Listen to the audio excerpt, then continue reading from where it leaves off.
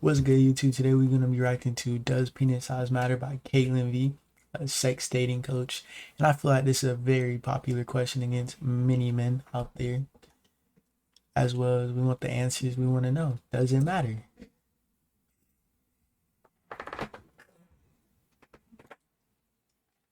What else matters? Taking a shower, how you speak to a woman, how you approach, how you use your tongue. Coach Catlin V, and today I'm going to ask, does penis size matter? Okay, so the truth is that penis size does matter, but you know what else matters? Taking a shower, how you speak to a woman, how you approach, how you use your tongue, how you do cuddle afterward, what's your post-sex routine. She's very right, bro. Hygiene, charisma, very important. Like, a lot of stuff matters when it comes to sex, okay? Men think that penis size matters way more than most women ever think so. And that makes sense because most of you are comparing yourself to porn stars. And you got a small meat, you got fingers in its own. Penis to the average size penis in porn, well, there's no real comparison, right? I mean, anyone's gonna think that they're small when they're comparing themselves to some of the most like gargantuan penises known to man, okay? So stop comparing yourself to porn stars and start working with what you've got. Making me insecure. Because when you ask yourself the question, does penis size matter? What you're actually asking is, how can I be a great lover for women, right? I mean, how do women respond to me and my particular penis? How can I use what I've got to make the best and to give myself the greatest advantage in the sack? Like, that's the core of the question, right? So let's answer that question. And let's answer the question of, what do I do if I have a smaller than average penis? Great. So the truth is that large penises are not automatically better, okay? If you have a large penis, you're going to potentially cause more harm than good. You're gonna have to do a ton of foreplay, really get women warmed up. I mean, it's way more advantageous to have an average size penis. In fact, when they study women's penis size preferences, they find that women would choose, when given a variety of different sizes to choose from, they normally choose something that's just around average. So actually, if you're rocking an average size penis, you are what most women What is the prefer. average size though? So the truth is, no matter what size you are rocking, you can be an amazing lover. I'm going to teach you a couple techniques that we'll use no matter how big or small your penis is. But these techniques are specifically focused on men that are rocking a slightly smaller than average penis. So it's not really about how much your size matters, but how are you making the most with what you've got. And all of these techniques work because they target the first 2 inches. Bro, what is the average size?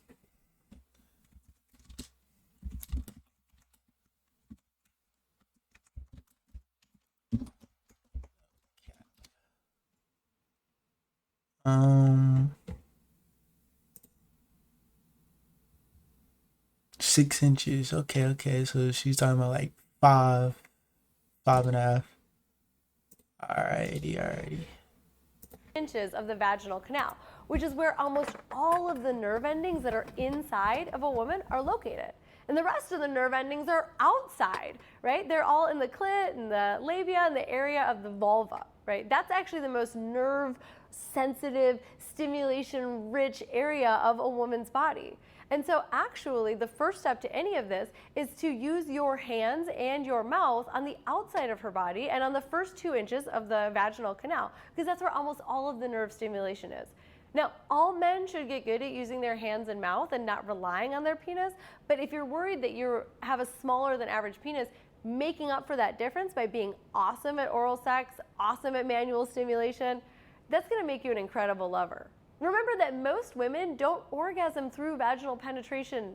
Some studies suggest that it's as low as 30% of women report regularly being able to reach orgasm through penis in vagina sex. So that's already a super low number. You already need to be able to use your hands and mouth and to get creative in order to give her an orgasm. So this is a great step 1. Step 2 is to utilize sex positions that allow her to keep her legs together. So the closer that her legs, her thighs are together, the more friction and the more stimulation that she will feel on those first 2 inches of her vaginal canal.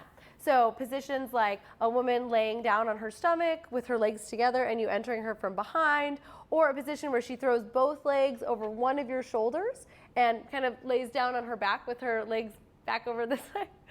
Those are going to be the positions that allow you to create the most sensation and the most friction. If you're with a woman who's particularly wet, if she produces a lot of fluids, then one technique that you can do is to use a soft cloth or a towel and gently wipe away some of the liquid, some of the fluids on the outside of her vulva.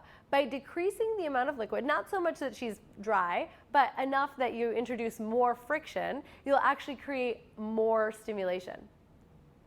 Also, get really clear on when you can let her take the reins. So most men think that it's their pumping that is what creates a really pleasurable sensation for women. It's like the thrust or the pump that you are actually doing with your own body and your own hips.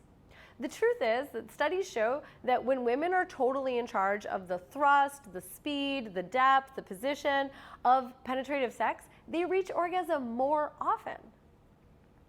So this is super great news. Like, the truth is that the onus of her reaching orgasm through penetrative sex is not entirely on you and your motion and your ability to thrust hard and fast and deep.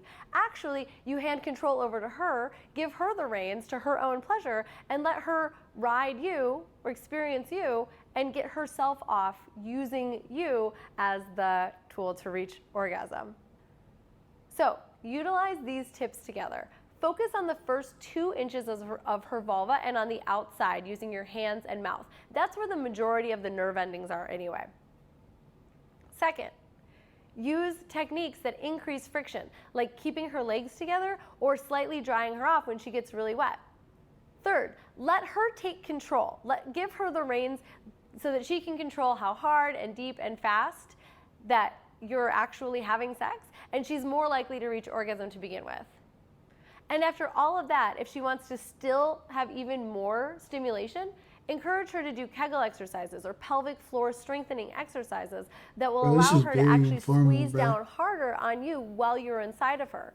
This will give her more stimulation, and it will also give her the best chance of actually reaching orgasm during penetrative sex. So, this is Coach Catlin V. Please leave me a comment. Let me. That was actually very informal, bro. Like, learned a lot from that video. I feel like this coach is very informal with this stuff.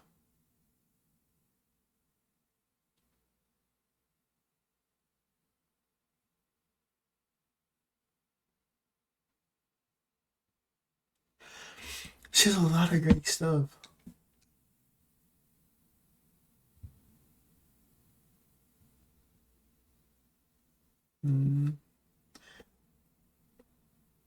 This was a very informal video. Next reaction probably gonna react to this.